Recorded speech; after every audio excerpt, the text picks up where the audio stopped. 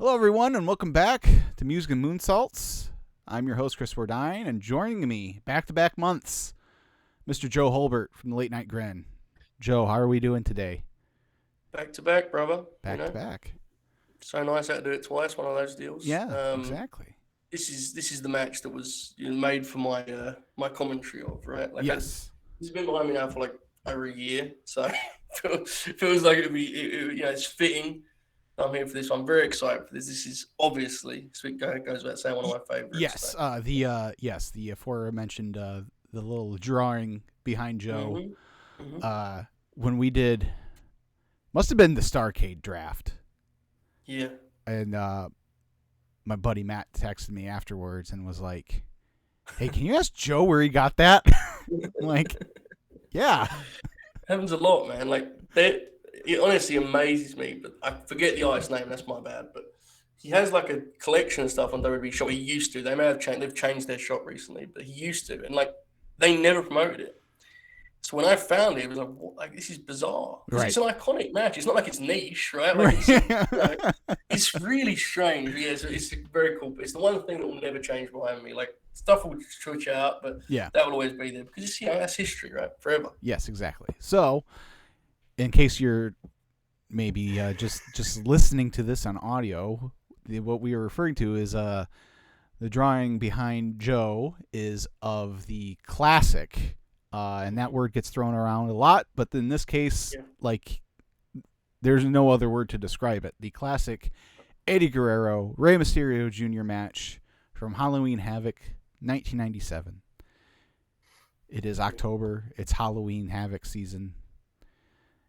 This is Halloween Havoc has, as a concept, pay-per-view has always other than the fact that Vince just flat out hated everything to do with WCW, it's a shame that now it's an NXT thing, and it kind of feels like it's gonna everyone's talking about bringing War Games from NXT now that Papa Paul's in charge. I want Halloween Havoc on the main roster. Yeah. That's what I want. I always thought it was incredible they did the network and didn't resurrect it as like a special, at least, Yeah. I just think there's been such a bizarre, WCW is very flawed, obviously, and I love it, so I understand I've got a very particular perspective, but that's a great brand, and the promotional stuff you can do around Halloween Havoc is incredible. You could do so much fun stuff with it, and I don't know, it's a really cool. I even think it was funny when NXT brought it back for first. I remember they popped that good number for it. I think it's a thing people fondly remember, Halloween Havoc. So it is a shame. I don't know what they did last year. I know the first one they did was like a pretty cool tribute. At least there was a lot of It felt like Halloween Havoc, which is cool. Which I do fear WWE main roster would struggle with because everything feels like the same sometimes. So I don't know, but historically, it's one of my favorite events. Even though I'm aware that there are legitimately 5 good matches in the history of Halloween Havoc, but that's WCW, Right. In fact, whenever I would get the 2K games and I would do my universe mode, I would always make my October pay-per-view Halloween Havoc. I would make sure I got the arena unlocked, and that would be my October pay-per-view. This particular one on the new 2K game is on there, right? Because there's the Ray Showcase mode. This is a match you do, which is great, but also unfortunate because it allowed them to leave out the classic Pumpkinhead one, which they usually have. Yes. But, give and take in this game, Yes.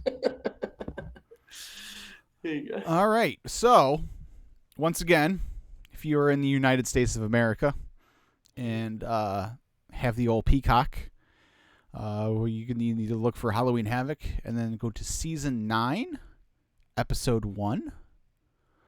And I am at 28 minutes and 41 seconds.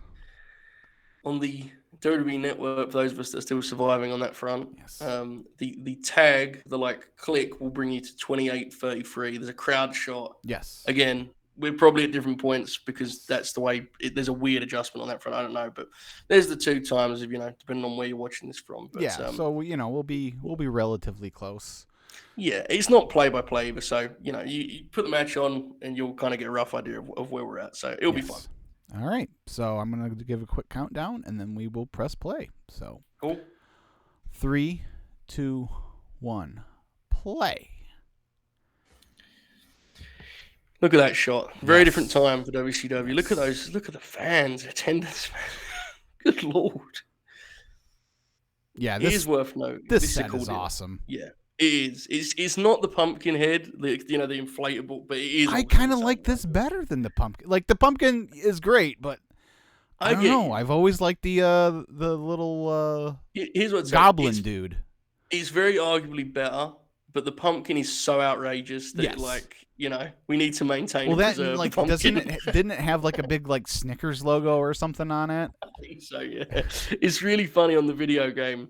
All of the like Slim Jim branding is turned into like the WCW logo, but they've kept the actual placement on the ring, which I did appreciate. But this is genuinely, I think this is one of the great wrestling visuals ever. All of this, the way the building looks, the way the stage looks, the way the ring looks, it's just the and that isn't a tombstones, nostalgia thing, right? the Like double, for me, yeah. oh yeah, and the thing is, this is not a nostalgia thing for me because Right. this is legitimately, Chris, a month after I'm born. So this isn't me being like it used to be better I watched then. It's me watching this stuff. I just love those visuals. It's forever to me. I don't know. Yeah. And yeah, I mean, I was alive, but I wasn't watching at the time. So right. this is. There are some things that are nostalgia fueled, right? I think we're all aware of that, and that's there's nothing wrong with that. It's just a genuine part of fandom. But some stuff I see people longing for, and I'm like, well, I don't know if that needs to come back. I will say that I think pay-per-views having this degree of like branding and idea and identity is like genuinely long gone and lost in a sad way. Yeah. Everything. If you don't know, everything just looks the same from 1 month to the next or 1 week to the next. On both channels. Oh, absolutely. Yeah. It's just. That's one thing of AEW that this is a different conversation over there. I think we can all agree that's one thing that we wish they'd have done a better job with in their 3 years thus far, right? Like, there's a lot of WCW love letters and tributes. They're a lot more like WWE, like modern WWE in terms of their staging and stuff. They don't really change it at all, ever really. It's a shame. And I get it. I'm sure it's a cost thing, but man, just I don't know. Have some pride. Yeah, I really do. Like, unironically, I think it adds a lot more than wrestling people realize. Like, I think wrestling in general now kind of just looks drab in a way that's like disappointing. But yeah, like I guess it's weird. I don't know. As we get into the match here, springboard. Oh my goodness! The timing in this match is honestly a level that may never have been topped. Like the timing in this match is honestly freakish. Yes. And I would say, and I'm a huge Rey fan. I mean, I think Rey's one of the greatest wrestlers ever. But I will say this particular match on this night, Eddie Guerrero was like a level of great that I don't think you can be better than he was on that night. You can only be as good. I think he's that great in this particular match. Yes. He's just this heel Eddie Guerrero here is just so good. Yeah. And transformative too, because Eddie had been a great worker for some time, but he was relatively bland when he first came to WCW, and here he has such personality and he wrestles with such spite and aggression and intensity. He's just special in this scene. Yes. He really is. And this is kind of the version that we, kind of know and love in the next 8 years, right? Like it's really remarkable just see how he's like a perfect middle ground here of his kind of athletic youth and the fiery veteran he becomes later on. He's like right in the middle. Yes. Yeah, exactly. Yeah, this is the type of match that like if you like just like cut it out in 1997 and just paste it here in 2022. It's still a match that like if this were on Raw tonight, it would be like people would be losing their minds on Twitter over this match. Still, there's stuff that they just have like we'll get to it later. The iconic DDT spot. You may remember that Rey tried to do it with Andrade a couple of years back. Yeah, and they couldn't do it, which like speaks to how absurd it was in 1997. Because if anyone like Andrade is incredible, and they still messed it up. Like you're spot on. It's not just the case of the last month we talked about Ricky Steamboat, and I said he could fit in today. you're right to say this wouldn't be a case of a good match today. This is a match that would make people freak out today. There's that much just brilliance here. Mm-hmm. And then, you have execution of moves like that that's just perfection. Eddie, like I have a textbook almost. Eddie's backbreakers were always so good. Yeah, absolutely. Absolutely. And it's that thing that, I'm always hesitant to go in the direction because it's become a cliche, right? That the moves don't matter. Oh, but we're ripping at the mask. Yeah, classic. And the mask really goes for a battle on this one, particularly. I'm always hesitant to do the moves don't matter stuff, but it does have to be said, the real key is the way the move is executed and the intent behind it, right? And that's what you see with Eddie here. Like, even here, the facial expressions here and the way he's pulling at that mask, I mean, it's rage-fueled. It's hateful. It's so captivating. Yes. Yep. We got back-to-back matches with an abdominal stretch. How about that? Eddie, he's not as polished as Steve, who worked it with his hand, which is saying both you and I were like, wow, that's a new one. I hadn't seen that. I hadn't recorded that, Yeah. Eddie's doing the more familiar. He's locking his own hands behind, right? And that's what he's doing. Yeah. Mm-hmm. Yeah. This Oh, now he's going to like a pump handle with it. Mm-hmm. Oh my god. Something else, man. It's I'm a backbreaker in general. I'm a Roderick Strong fan, so that's my shit. But Eddie is he's on another level here. By the way, again, talking about aesthetics a lot here, but like the gear on both men here. Mm-hmm. Maybe it's because the match is so great we remember it forever, but I certainly won't ever forget what those two dudes were wearing on that night. Like, it's just classical. It's just Ray's gear is obviously they even did a callback to it on Raw recently, right? A couple months back. So yeah. I mean, they've done it. Yeah, they've done it. Yeah, done it a few times. Santos Escobar, I think on the aforementioned NXT Halloween Havoc. Yes, wore a tribute. Oh, I mean, that is like the level of detail in terms of how little room you have to make that work is honestly just absurd to even think about. I mean, even stuff like that, this is one thing. Like, there's a physicality to this match that can be lost in these kind of sequence-heavy matches, And that dropkick there was really physical, and then Eddie took a big bump to the floor, and spin a bump to the floor. I mean, it's worked with an edge that I do think can be missing at times in the modern version of this match. It does feel like a fight in its own way, which is, I think, an important ingredient, honestly. Yeah. Oh. Yeah. The Bret Hart bump into the barricade. Right? A good example of it there. I mean, again, feels like a fight can be taken too literally. I don't mean that they're coming out there, putting their dukes up. It has like an intensity, basically, is the idea. It feels like guys in competition is the kind of core ingredient there. It doesn't, so the sequences and stuff, it doesn't feel like it's a, cooperative, choreographed, dance. And again, that's not a criticism, because I like today's wrestling a lot, but there is definitely a difference. I think the important thing to always remember is, and like this is something we all struggle with sometimes, right? Is like these two are two of the top wrestlers in the world then. Yes. And in the same way, you would like to believe, and I do believe actually, that the top wrestlers in the world today would be able to pull off something similar, similar elaborate thing without making it look choreographed. Now, lesser wrestlers, as you and I know, will pretty regularly try and fail that, but I guess it would have been the same in 97. It's always a case of the top guys, the best guys, is better phrasing. Yes. Make the most, miraculous things appear to be particularly feasible. So I guess that's the real key. These two are as good as it gets then and would still be today, as you said earlier. So yeah. It's a look at, good Lord, man. It's so perfect. The drop kick to the back of the neck was always a favorite move of mine too. Yeah, it was such a great sudden end to a hope spot there too. No backbreaker, Mike. The velocity on that one. Like he knocked Eddie off his own knees there. It was so much.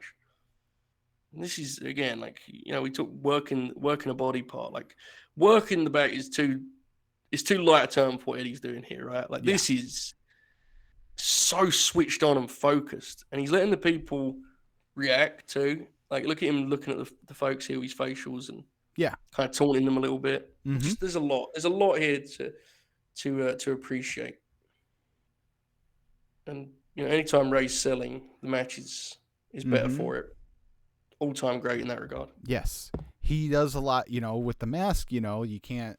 You don't get the benefit of the facial expressions, so he does he's always done a good job of using his voice to sell.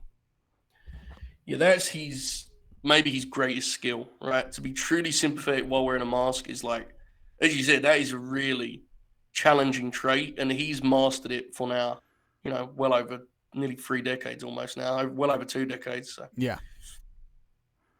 And this is 25 years ago. Yes.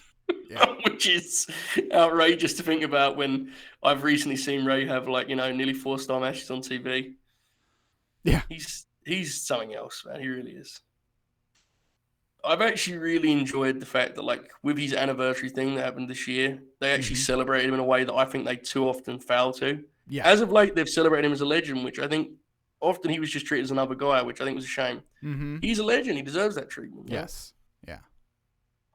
A famous spot coming up here.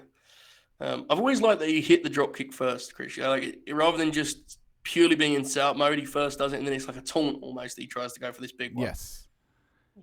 Oh. That's a great heel spot, isn't it? Yes. I mean, it's just tremendous. Yes. Big grin on his face, and he ends up there. Great stuff. Great stuff. It does help, I'd imagine, that the Slim Jim padding appears to be like. Yeah. look at the Slim Jim deal. How big that is. And that's a spot that, like, here in this match, because of the intensity of the feud, it's a serious. I don't want serious in the context of pro wrestling, but that exact same spot you can totally see him do. 3 years later. In the beginning of his WWF run, and it's a comedy spot, and it's just as good. Yeah, context, right? It's like it's one of those things. It's like same as in a line in a movie. It's context. It's just how it's presented, where it's positioned, and as you said, it never is worse than the other. They're both great. I mean, Eddie was great at comedy. Yeah, great false finish there, but like people jumping up and down, like that's when you got him. Oh, took his head off. It's so often, right? It'll feel like Ray's building momentum, and Eddie will come off suddenly, like not just It's like the transitions in this match and the ride they take people on. It's thrilling. It really is thrilling, man. The catch, good lord. Two dudes made to wrestle each other. Yeah. Oh, for sure. That's always cool to see. But they're like one of the famous pairings, right? Here we go. Oh. Yeah, talk about spots that will live forever. I mean, my goodness. Yeah. And I always, for whatever reason, remember Eddie like going out his way to bang his head on the railing there, just because like we're feeling it. It's Halloween Havoc. Let's go. Yeah. He finds it with his head. He has to make it seem even more violent than it is. This is a blast, man. I sometimes forget. Like, it sounds dumb because it's literally sitting behind me, but some matches how great that you almost take for granted the brilliance within that. Like. This is one of those for me. This is just that deal we bust out there. Like the whisper in the wind gimmick almost, right? Almost, yeah. Yeah. No, I always forget that on that one on the outside that we just saw. I always, when he does it, I'm like, oh yeah, it's just a flipping seated senton, and then it's like, oh no, it's a Hurricane Rana. Which again, people would still pop for today. People would still be like, my God, Sure. Because you don't see that very often. The one you get a lot today is the one off the apron. The kind of elevated Rana off the apron, which is obviously looks awesome, but you don't see so much the senton into the Rana. That is, I mean, good Lord. I mean, again, talk about it's not the move, it's how you do it. Like, it's just a power bomb, but in Eddie's hands, it's like, it's a finish. Absolutely a finish. Yes. Especially on a guy like Ray, it just looks just looks brutal. Yeah, and that is a key point of this too. I mean, I think we both agree Eddie's stuff always looked great regardless of opponent, but it certainly was elevated by Ray, right? I mean, it's one thing the way Ray sells, just the way he bumps and the way that his frame allows you to do stuff on him. Yeah, it's is is a hell of a deal. More taunting. Anytime Eddie taunts for an extended stretch of time, you know this, but he's about to eat shit, right? That's the rule. Yeah. The rule of the match. He'd be like he basically dominates the match until he starts taunting, and then he'll pay the price for it every single time. And like that, that story isn't exactly, it's not the most intricate thing. It doesn't have to be. It's wrestling. That's why it works. Yeah. Oh my goodness, that catch, that backbreak is the best one. It must have hurt Eddie's knee an awful lot. The way he lands there, he basically just takes his body weight on his knee, right? You would think. Eddie is taunting once again. This is always amazed me the way that he transitions to just like rolling through. Yeah. He does it in a way that looks organic, but it's absolutely insane. Yeah. Because the idea in kayfabe is that he was going for a frog splash until about like 3 foot from the mat. Yeah, and realized that Ray was moving, so he adjusted rather than take the belly bump. Mm-hmm. And the way that he has his arms positioned, it's actually kind of believable. Like as much as such a spot can be, obviously. Oh, here we go. Look at this, man. Snap on that. Yes. He hits it so well that he almost like overshoots and falls out of the pin. It's just one incredible match. New cruiserweight champion. One of the greatest matches in WCW history. Just one of the great matches of one of the great matches. Leave it at that, right? Just one of the great matches. It's incredible. Yeah, definitely. It's just so good. It's aged so well. It has. Which isn't often the case for innovation, because a lot of time those ideas are worked on. But, we're getting the heat back here, brother. Oh, yeah. World Championship Wrestling, brother. Can't let the moment be. You got to get some heat back, I'd love to know how little that match was micromanaged, because I get the sense it was not all, honestly. I think they just kind of like, you got this long, because it isn't. How long is that match, Chris? I don't think it doesn't strike me as being particularly long whenever I watch it. I will, we can go ahead check in a moment. Stop here. We're going through the replays. Which are, to be fair, they're worth a look. Yes. But, yeah. Luckily, we've seen many of the replays from this event many, many times, right? Great deal. It's like a classic game where you've seen the game countless times and you've seen the highlights, but you're still gonna watch them again. All right, still hits. So. Mean Gene. All right, so that match went 13:51. Wow.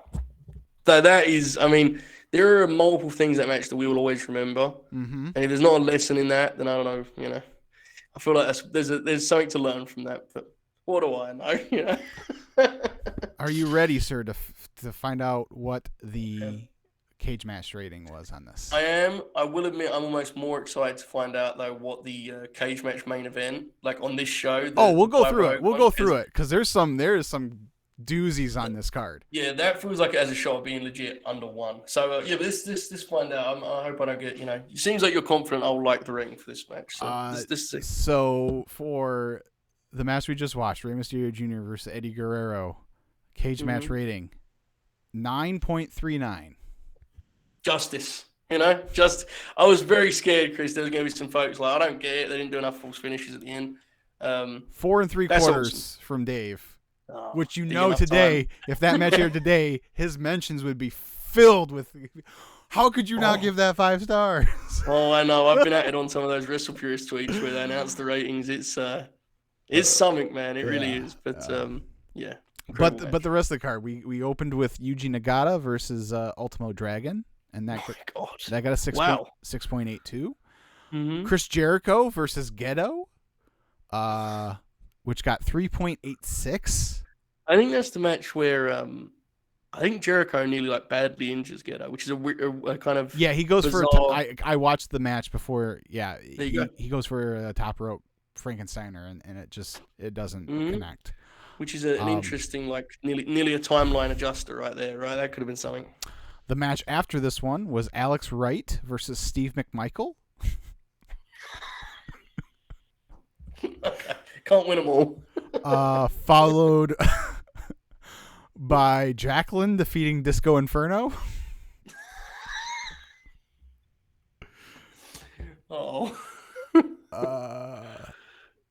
Kurt Hennig versus Ric Flair for the U.S. title. Okay. I'm sure that was solid. 6.07. Yeah, Hennig was not the same by that point, but still, I mean, it's better than the stuff they had before that match. So there you go. Lex Luger versus Scott Hall with Larry Zbyszko as a special guest referee. Okay. A sudden death match. Randy Savage versus Diamond Dallas Page. That's a good time. Yeah, that's quite a deal. And that got a 7.02. And then the main event, which has been dubbed Age in the Cage. Factual. Yeah. Roddy Piper versus Hollywood Hogan in a steel cage match. Want to take a guess? I'd love it to be under, like, I think it's going to be like a 2.1 or something like that. I guess 1.14. Now, can you rate 0 on cage match, or can you only rate 1? Because if you can only rate 1, that would be even funnier. But I think you can do 0, right? I think. Can, yeah, it's on the scale. Yes, that's unfortunate. Well, yeah, because the Jacqueline Disco match got under a 1. It got a 0.7. So. Oh my God, those two combined didn't get a 2 out of 20, brother. That's insane. Well, there you go. If any show summed up WCW perfectly, that was the one. Yeah, because overall the show got a 7.02. So. Wow. There you go. Yeah. I mean, I'd love to see what rating that show would get today, but you know, plans change, things change. Is what it is. It's fine. Yes. yes. So yeah, that was a lot of fun, Joe. It was great. I love that match, man. It's tremendous. Always a blast to watch that. Always. Yes. Joe, tell people where they can find you. LateNightGrin.com will catch you up on all of our many different things. We have, this month for a Havoc and such to remember, we were doing some Halloween Havoc watch-alongs over there. So there's a lot of different stuff. If you enjoy it, wrestling content, there'll be something there for you. There's a lot of historic stuff, new stuff, in between, so on and so forth. So, yeah, LateNightGrin.com will catch you up on everything you need to know. Joe and I have been in discussions about bringing the pay-per-view draft concept over to the Grin for Halloween Havoc.